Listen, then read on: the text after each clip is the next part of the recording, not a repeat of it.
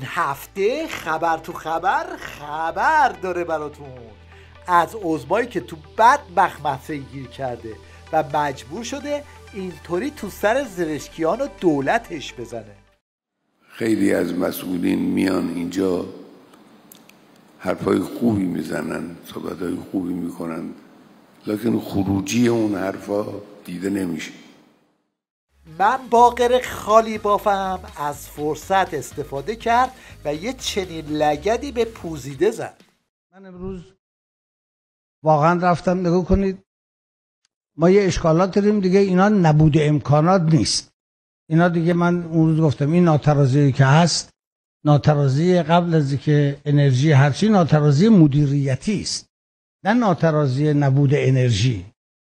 این هم یک شبه اتفاق نیفتاده، یک ساله هم اتفاق نیفتاده، یه روندی بر این حاکم بوده.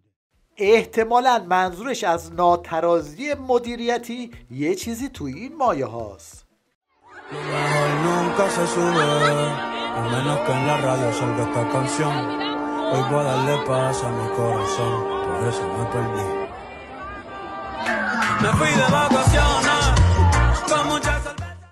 وقتی عظما و خالیباف از این حرفا میزنن دیگه تکلیف استبل ولایت روشنه. علت این همه خاموشی و این همه مشکلاتی که برای مردم داره ایجاد میکنه چیه؟ آیا توان نداره؟ تکلیفش آقای رئیس جمهور روشن کنه. سخنگوی زرشکیان که دید هواپسه، طبق معمول تقصیر رو انداخت گردن قبلیا و گفت سالهاست که این ناترازی ها وجود داره. ما با یک ناترازی حدود 20,000 مگاواتی مواجه هستیم و این ناترازی حاصل یک روز و 2 روز نیست. این ناترازی حاصل سالها عدم سرمایه گذاری از یک سو و گسترش شبکه‌های توزیع از سوی دیگر و افزایش مصرفی که ناشی از گسترش ها بوده اتفاق افتاده. بدیهی است که حالا بشنوید از زرشکیان که طبق معمول رفت تو فاز پرت و پلاگویی و گفت قدیما که پنکم نبود بهتر بود. ما باید جلو تقاضا رو بگیریم. یعنی چیکار کنیم؟ یعنی مصرف رو بیاریم پایین. قدیم مگه ما کولر نبود، پنکم نبود، ما تو خونه هامون تو درجه 34-35 درجه مشکلی داشتیم مگه؟ همین یه کار رو اگر انجام بدید ما در کشور مشکل کمبود برق نخواهیم داشت، کارخونه های ما هم مشکل برق پیدا نخواهند کرد. حالا به همین مناسبت یادی کنیم از شعر و شعارهای زرشکیان در زمان تبلیغات نمایش انتخابات. ما هیچی کم نداریم، هم نیروهای انسانی خوب داریم، نخبه داریم، هم منابع زمینی و آسمانی و چی میدونم همه چی داریم. ببینید هنوز 1 سال نشده حرفاشو چطور عوض کرده. برق مشکل داریم، گاز مشکل داریم، آب مشکل داریم، نفت، بنزین، پول، همه چیز پر از مشکله. به هر چی درس بزنی یه جا دردش میاد. این هم کامنت خالیباف به حرفای زرشکیان. هر کجا که کار را بسپاریم دست سیستم دولتی، محکوم به شکست، محکوم به ناکارآمدی، محکومیم. اون سیستم دیر یا زود فاسد میشه. منظورش اینه که سر دولت زرشکیان هم چنین بلایی میاد.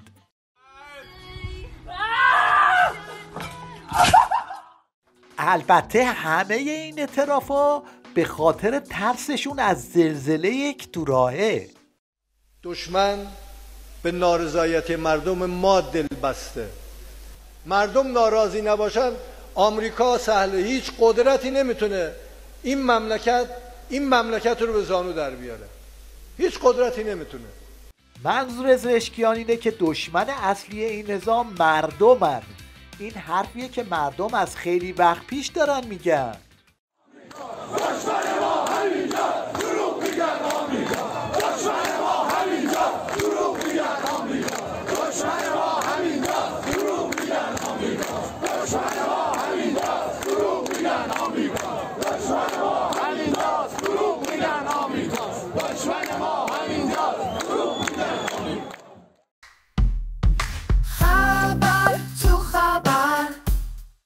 مشنگستان این هفته رو با آبخوره‌گیری این مهره اصلاحاتی شروع میکنیم. دادش از لگد سوچی به عظما به هوا رفته.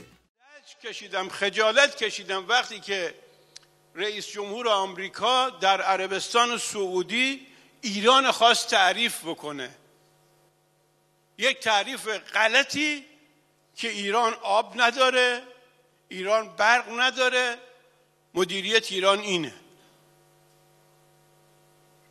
ما قرار نبود حتی دشمنمان اینقدر ظالمانه بخواد راجع ما قضاوت بکنه. ما میتونستیم امروز قدرت اول منطقه باشیم. دراکولای عمامه‌دار نظامم که دلش برای گروگانگیری تنگ شده چنین پیشنهادی میده. هر کدوم از شما آمریکایی‌ها اومدید تهران میگید باور نمی‌کنیم ایران اینقدر پیشرفت کرده باشه. اصلا شما گردشگرا رو اجازه نمیدید به ایران بیاد. میدید چرا؟ گفتن صریحاً هر کی میاد ایران آثار پیشرفت و توسعه و بسیار بروز شدن به حال شهرها که داریم میبینیم، یا ما شهرهای دنیا رو هم دیدیم. دنیا هم فقط نمیدونم چند تا شهر جنوب خلیج فارس نیست که پولای دنیا رو جمع کردن برج ساختن. هرچی مهندس آرکیتکت معروف دنیاست اومده تو برج ساخته خودنمایی بکنن. این که نیست. بیان برن شهرهای ایران رو ببینن، توسعه‌ای که در ایران اتفاق افتاده بیارن. اگه راست میگید آقای ترامپ، اگه راست میگی اجازه بده گردشگران آمریکایی بیان ایران رو بازدید کنن. پاسدار سلامی که مدتی بود خفه قون گرفته بود این هفته به صحنه اومد و چنین خبری داد. من به ملت عزیز ایران یک امید دیگر میدهم. ما در هفته‌های اخیر به یک دستاورد عظیم در عرصه فناوری دفاعی دست یافته ایم که امروز از آن سخنی نمیگویم، آن را در عمل رونمایی میکنیم. اما بدانید داستان و موازنه قدرت تغییر کرده و خواهد کرد.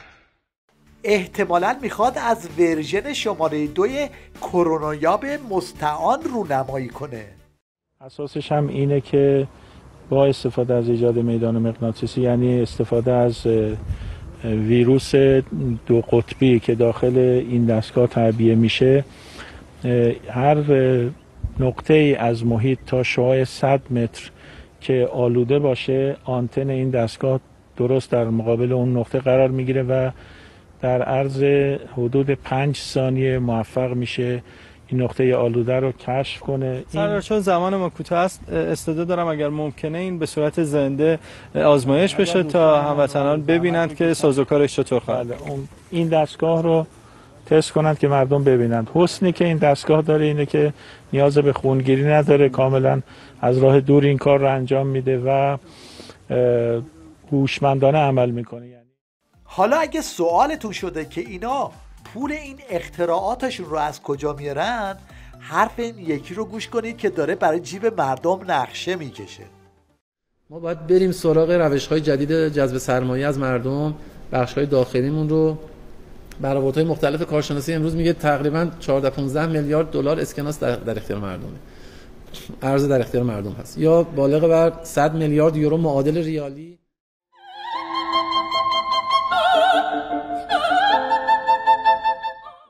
زرشکیان هنوز نمیدونه پلاک ماشین رو پرچ میکنه.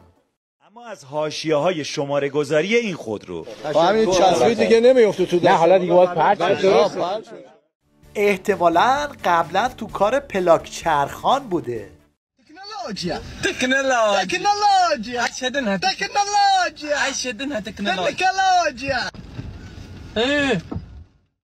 این هم یه چشمه از جنگ و دعواهای استبل ولایت که تازه یک دستم شده. اخیراً آقای میرسلیم اظهار نظری داشتن راجع به اینکه نماینده ها بالاخره پول یا حتی رشوه دارن میگیرن. مضمونه که حرفیم، نظرتون در رابطه با این حرف چیه؟ خب بسم الله الرحمن الرحیم. ببینید متاسفانه آقای میرسلیم هر بار با یه افاضاتی چالش‌های اساسی رو برای نظام و ارکان نظام ایجاد میکنه. من خیلی کوتاه میگم، کافر همه را به کیش خود پندارد. ظاهراً ایشون مشاعرش رو از دست داده و من از مقام معظم رهبری میخوام که امثال این آقایون رو در ارکان تصمیم گیری نظام حذف کنند.